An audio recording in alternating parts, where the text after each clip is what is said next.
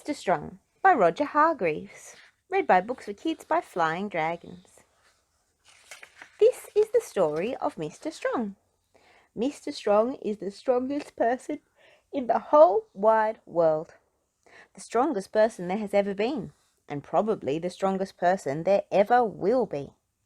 He is so strong, he can not only bend an iron bar with his bare hands, he can tie knots in it.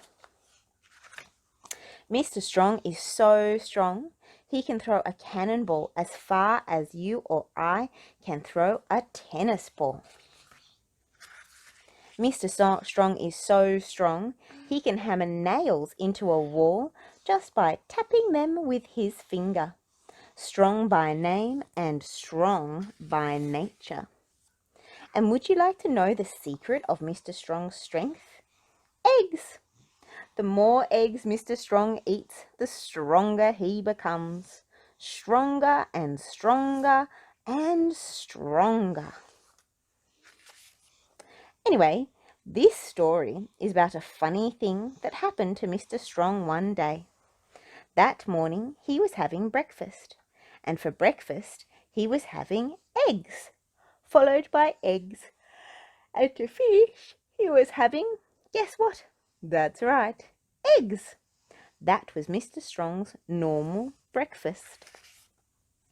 After his eggy breakfast, Mr. Strong cleaned his teeth, and as usual, he squeezed all the toothpaste out of the tube. And as usual, he cleaned his teeth so hard he broke his toothbrush. Mr. Strong gets through a lot of toothpaste and toothbrushes. After that, he decided to take a walk. He put on his hat and opened the front door of his house. Crash! What a beautiful day, he thought to himself, and stepping outside his house, he shut. What a beautiful day, he thought to himself, and stepping outside his house, he shut his front door. Bang! The door fell off its hinges. Mr. Strong gets through a lot of front doors. Then Mr. Strong went for his walk. He walked through the woods, but he wasn't looking where he was going, and walked slap bang into a huge tree. Crack! The huge tree trunk snapped, and the tree thundered to the ground. Whoops, said Mr. Strong. He walked into town, and again, not looking where he was going, he walked slap bang straight into a bus. Now, as you know, if you or I were to walk into a bus, we would get run over, wouldn't we? Not Mr. Strong. The bus stopped as if it had run into a brick wall. Whoops, said Mr. Strong. Eventually, Mr. Strong walked through the town and out into the country, to a farm. The farmer met him in the road, looking very worried. What's the matter? Asked Mr. Strong. It's my cornfield, replied the farmer. It's on... What's the matter? Asked Mr. Strong. It's my cornfield, replied the farmer. It's on fire, and I can't put it out. Mr. Strong looked over the hedge, and sure enough, the cornfield was blazing fiercely. Water, said Mr. Strong. We must get water to put out the fire. But I don't have enough water to put a whole field out, cried the worried farmer. And the nearest water is down at the river, and I don't have a pump. Then we'll have to find something to carry the water, replied Mr. Strong. Is that your barn? He asked the farmer, pointing to a barn in another field. Yes, I was going to put my corn in it, said the farmer. But can I use it? Asked Mr. Strong. Yes, but, replied the perplexed farmer. Mr. Strong walked over to the barn, and then, do you know what he did? He picked it up. He actually picked up the barn. The farmer couldn't believe his eyes. Then Mr. Strong carried the barn above his head down to the river. Then he turned the barn upside down. Then he lowered it into the river so that it filled up with water.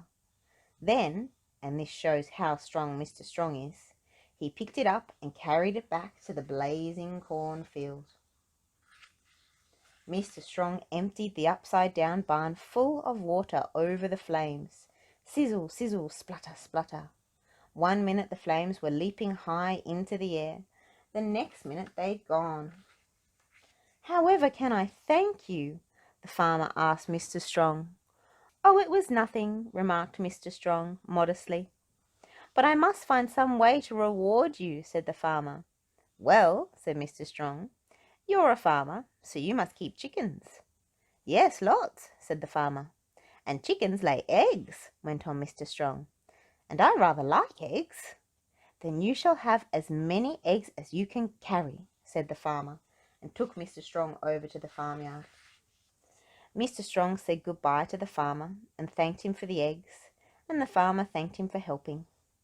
Then Mr. Strong, just using one finger, picked up the eggs and went home. Mr. Strong put the eggs carefully down on his kitchen table and went to close the kitchen door. Crash! The door fell off its hinges. "Whoops!" said Mr. Strong, and sat down. Crunch! The chair fell to bits. "Whoops!" said Mr. Strong, and started cooking his lunch. For his lunch he was starting with eggs, followed by an egg or two, and then eggs, and then for his pudding he was having, well, can you guess? If you can, there's no need to turn this page over to find out that he was having ice cream.